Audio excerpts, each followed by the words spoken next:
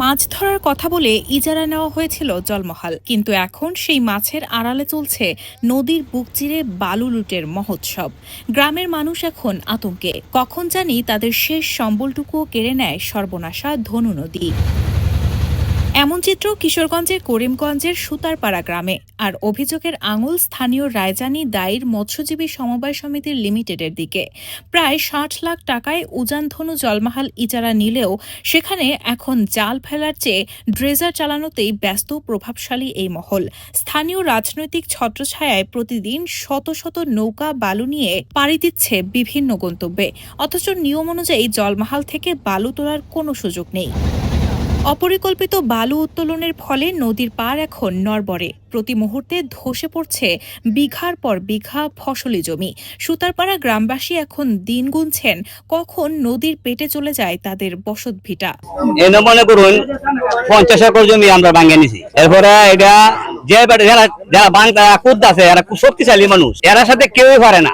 এরা আমরা বাধা দিয়ে দিলে আমরা বাজারে কাটতে এলা বিঘার বিঘার জমি আমরা বাঙালি আছে গা, এরপরে বাড়িও বাংলা নেওয়ার সম্ভাবনা আছে। এই কিছুদিনের মধ্যে বাড়ির কাছে আয়া যাবো গা, এই যে বাংলাদেশে ডেজারে আমরা বাড়ির কাছে আয়া যাবো গা, আমরা অনেক ক্ষতি করছে মানে এই ডেজারে আমরা করতেছে। এই গ্রামে প্রায় 20,000 মানুষ, এই 20,000 মানুষে বসবাস করার মতো তার মতন ভালো। এই নদী প্রায় 5 কিলোমিটার দূরে দূরে নদী ছিল, নদী অঙ্ক আয়োটি 1 কিলোমিটার দূর লইছে আয়োটি গ্রামের কাছে। এই 20,000 মানুষের তো জমি হিতি, এই দেশের মানুষের জমি হিতি কম। অন্যদিকে নিয়ম বহির্ভূতভাবে বালু উত্তোলনের কথা স্বীকার করেছেন ইজারাদাররা।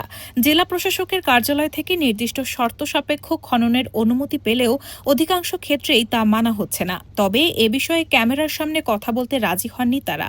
সবাই ভাড়া করে আনে, এই যে এটা চুক্তিতে আনে, ভাড়া করে যারা অবৈধভাবে তুলতে পারে, এই ব্যাগটা মিনিস করে তুলতে পারে, এরাই তো এটা আনে। এটা না তো শর্ততে কিছু ত্রুটি বিচ্যুতি আছেই। গ্রামবাসীর দাবি, বালু উত্তোলন বন্ধে মানববন্ধন সহ একাধিকবার প্রশাসনের হস্তক্ষেপ কামনা করলেও কোনো পদক্ষেপ গ্রহণ করা হয়নি। প্রতি বছর 100-200 ফুট ভাঙ্গা আইতাছে দিকে, এইভাবে যে গ্রামটা আর বেশি দিন নাই, খুব কাছাকাছি সময়ের মধ্যেই এই গ্রাম বিলীন হয়ে যাবে। এটা যদি সরকারের পক্ষ থেকে রোহিত না করে, আমরা জনগণ রোহিত করার ক্ষমতা নাই, যারা এটা করায় এরা আমরার চেয়ে অনেক শক্তিশালী বেশি। এই বালু উত্তোলনের কারণে অনেক জমি নদীর সাইডের জমি নদীর গর্ভে বিলীন হয়ে গেছে। আস্তে আস্তে নদীর পার ভাঙ্গে গ্রামের দিকে আসতেছে। এই জন্য আপনাদের মাধ্যমে আমি মাননীয় প্রধানমন্ত্রীর দৃষ্টি আকর্ষণ করছি, মাননীয় প্রধানমন্ত্রী তারেক রহমান যাতে আমাদের এই বিষয়টার প্রতি একটু নজর দেয়। এদিকে শর্ত লঙ্ঘন হলে আইনগত ব্যবস্থা নেওয়া হবে বলে জানিয়েছেন উপজেলা নির্বাহী কর্মকর্তা। এখনো পর্যন্ত আমাদের বিভিন্ন অভিযোগের প্রেক্ষিতে উপজেলা প্রশাসনের পক্ষ থেকে বেশ কয়েকবার মোবাইল কোর্টের অভিযান পরিচালিত হয়েছে। কর্তৃপক্ষের সঙ্গেও কথা বলা হয়েছে যেন ওনারা শর্ত সাপেক্ষে যে শর্তগুলো দেওয়া হয়েছে সেই শর্তগুলো পালন করেই যেন মাটি খনন কার্যক্রমটি পরিচালনা করেন। এটি যদি ভবিষ্যতে কোনো ধরনের ব্যত্যয় ঘটে, অবশ্যই উপজেলা প্রশাসনের পক্ষ থেকে ব্যবস্থা নেওয়া হবে।